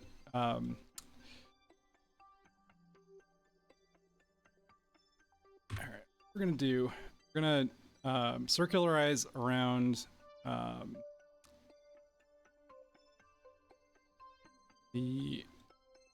gonna circularize our orbit. We're gonna land at the destination we said we're gonna land at, but don't know if we're gonna be able to get home, which means that in a future stream, I'm gonna have to rescue these 3 guys from the planet's surface, which yes, tune in next week for the rescue mission. Yeah, this is not an uncommon occurrence in Kerbal Space Program. You do one wrong thing, and in reality, like, this is, do one wrong thing in space, this is what happens.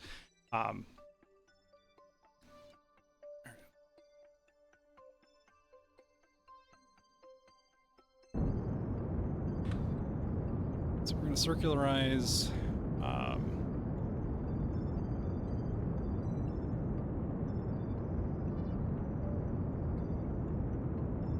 Anderson. How many Kerbals did you just kill with that misclick? Just 3.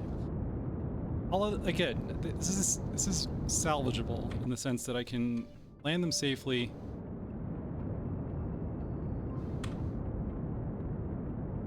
You know, this was all pre-planned. Obviously, this was a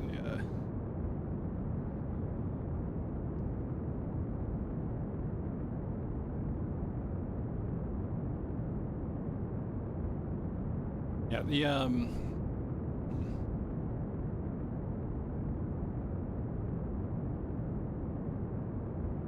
trying to think if there's anything we can do.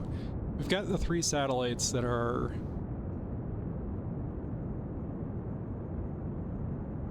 in orbit already, plus a survey satellite that I sent last night.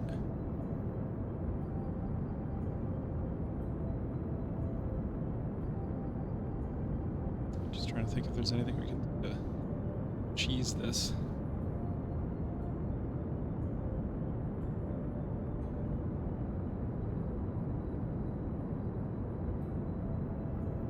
All right, we're gonna land. I'm gonna try to get us down to the secret that I promised. Okay, so yeah, the problem was I detached. So earlier in the stream, I was talking about checking your staging. So there's this landing vehicle here, and we had the main ship that was pushing it along. And when I went to go fire the nuclear engines that were attached to the main stage, the engine on the lander, which was pointed in the opposite direction, was also firing when I was trying to fire the nuclear engine, which is fine. We turned it off, and then instead of doing what I should have done, which was throttle it back up, I hit the staging button. And the staging button was attached to the next stage in our stage line, which was a decoupler that separated the command module and the heat shield from the rest of the craft. And we had no way of reconnecting to the main ship body, so we wound up with just the command module attached to our lander, which we'll now have to take down to the surface. And actually, I think we can probably ditch the capsule. Just need to transfer the.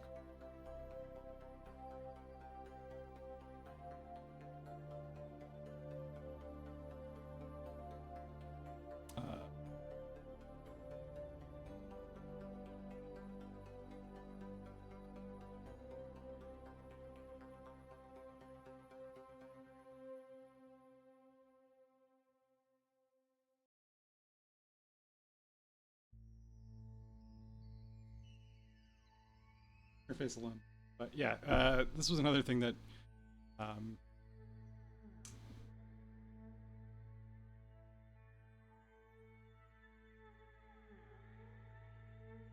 yeah, again, the person who originally designed the game was not a traditional video game designer. And I think a lot of the design choices that were made kind of happened over time. And just the part context menus and the sidebars and stuff like that, it's all very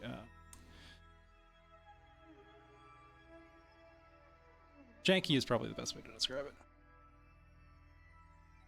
2.5 thousand Kaon will speedrun Mega Man. Dang. I want to see these Kerbals live. Yeah. Better give us some money or else. Okay. So we are in a circular orbit. We're going to do... I'm just going to time accelerate until we've got where I want to go on the light side of the planet. Looking for the end of geographic feature.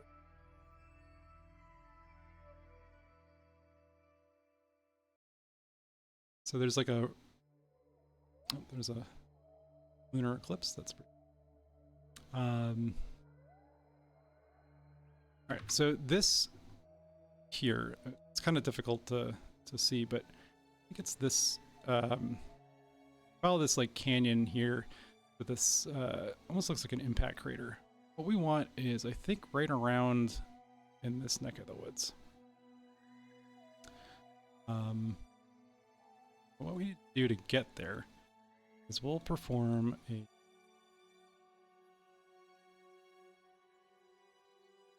we're gonna start falling toward the surface of the planet.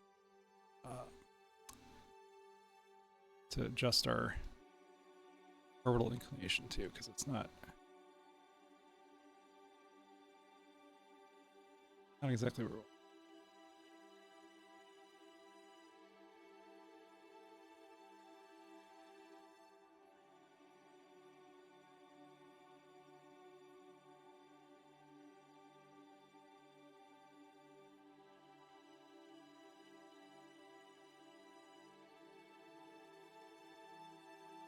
Let's see if we do that, then ending indicator.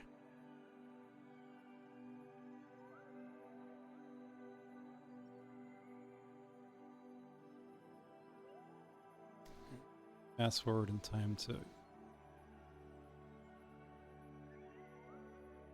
node.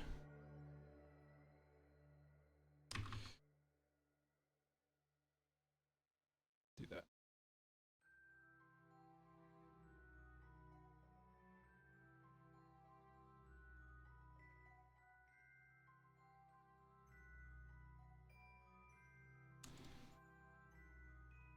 All right, let's try that again. So want to aim for that divot in the ground. We're going to play around with the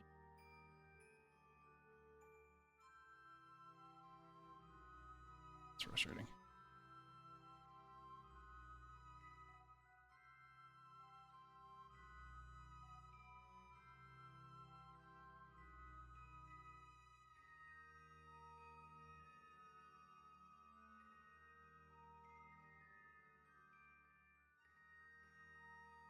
Let's give that a go. Point at here. Just gonna point everything that can't go wrong.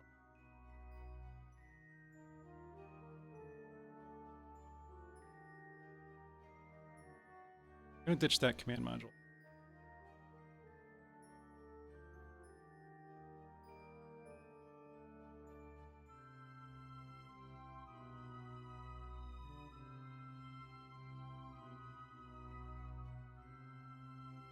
Yeah, this is where the Kerbal Space Program does not make for a good streaming thing as I talk to myself and try to figure out what that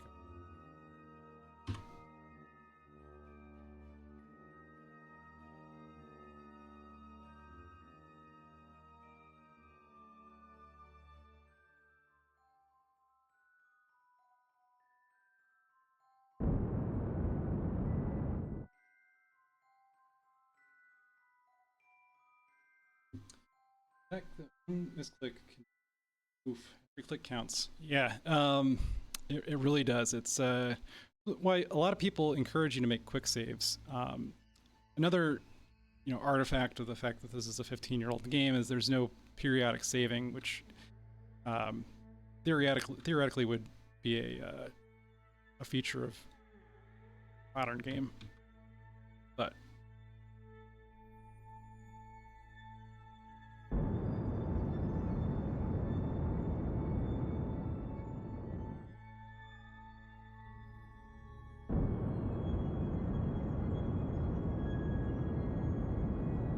do some physics acceleration here.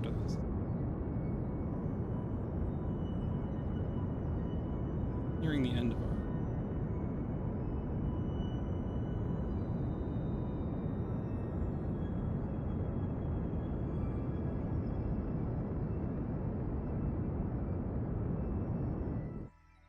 okay, so that looking at this red dot here around a little bit.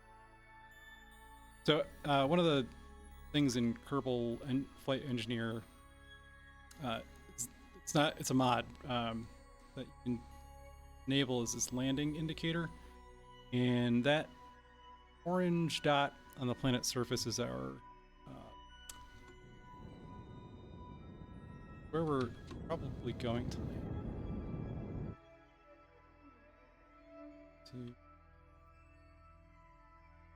To grade here.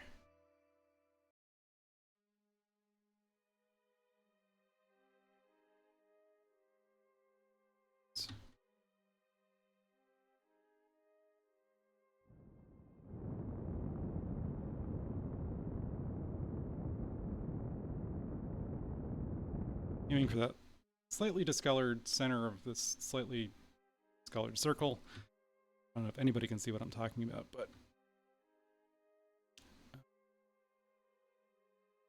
and one thing I should note is that the reason I'm not looking at the spacecraft while I'm doing this is because your brain does not really, at least my brain, doesn't really work well in three-dimensional space without any reference points. Like I can drag the camera around all over the place, and everywhere I drag it is gonna, A, I don't know which direction is up, and B, because it's a cylindrical object, I don't necessarily know which direction is left or right.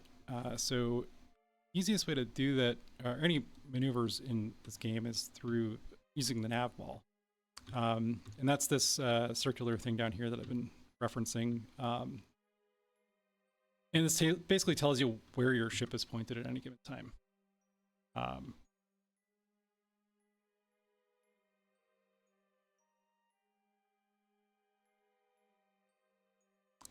Just another version of someone killing a dragon with beds or no hit run.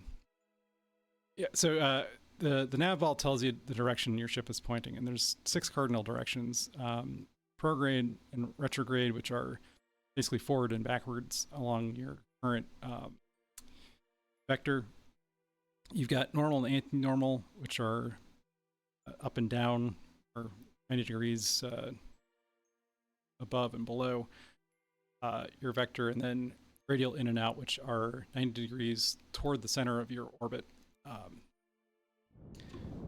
So I'm just pointing my ship in the normal direction, and that's basically pointing up, and firing my engine. So I'm bringing the orbit in a more inclined angle, which is moving our target indicator around where... Okay. So, with that out of the way, basically ready to land. So we're going to move to a retrograde orientation. That's basically pointing away from the direction we're traveling in. That'll get our engines pointed at the ground and help us slow down. We also have some parachutes on board, which is going to help us out quite a bit, because Duna, while it doesn't have a very thick atmosphere, does have an atmosphere. And much like Mars, you can use parachutes to slow your descent, which, for purposes of rocket fuel, saves a lot of can save a lot of mass. So you don't have to worry about solely using your engines to decelerate. You also got some assistance from the planet's atmosphere. All right, so we're gonna go ahead and start time accelerating down. We're so careful. I'm just gonna throw down a quick save real quick. It's what I should have done probably about 20 minutes ago, just in case something gets bored. All right, and at about 50,000 meters, the atmosphere is going to kick in, and it's going to toss us out at time acceleration.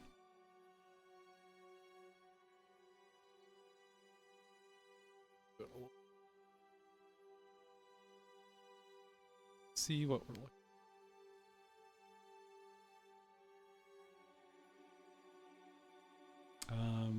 Our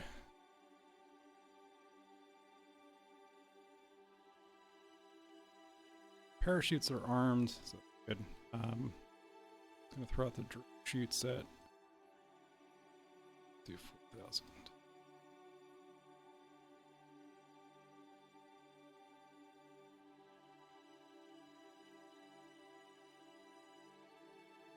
So this is gonna give us a little bit of acceleration.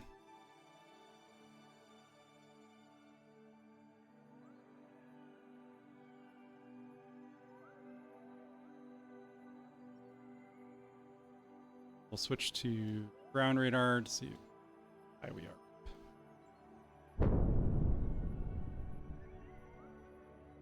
About 20,000 feet off, or meters off the deck. Now 15.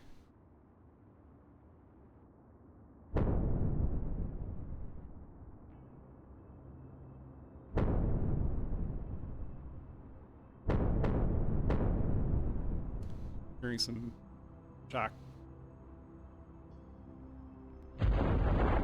Rogues out.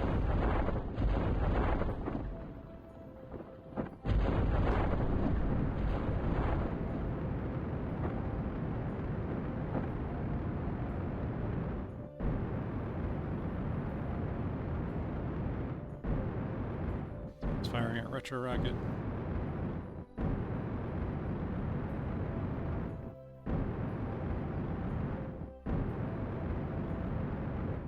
Soft landing. Around a little bit. Okay, now we're truly okay.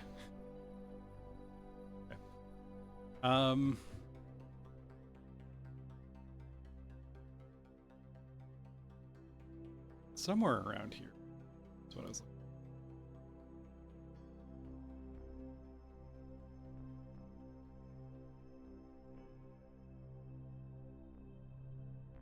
Nailed it. Yeah, this is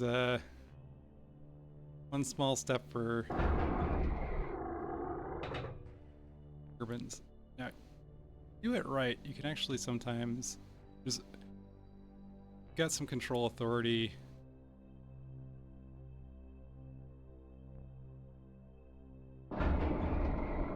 Pop ourselves up.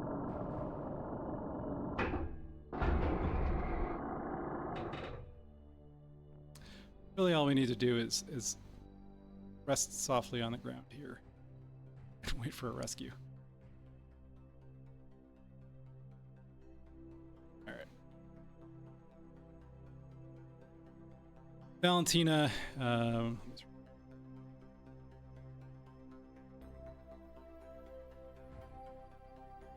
plant our flag. Lunar landing. Or like a dooner landing.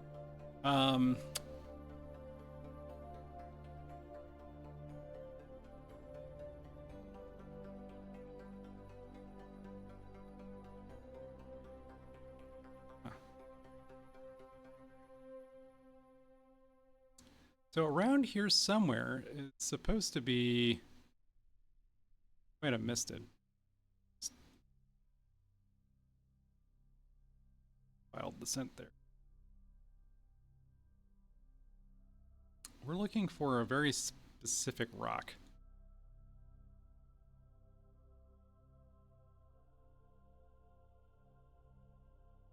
And if I don't find it, I'll show it off. Just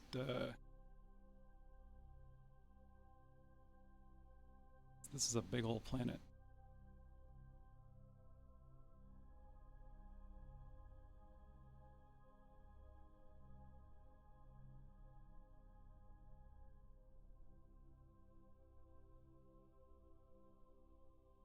Classic stuff. Yeah, that's performance anxiety, am I right? I don't know where this is. So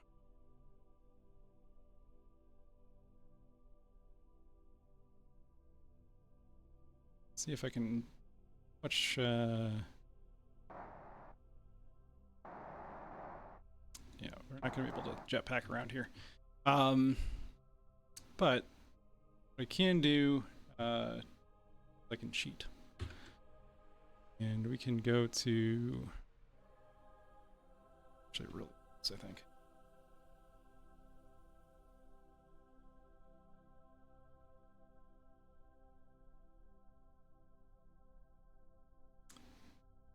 Pull up the coordinates here.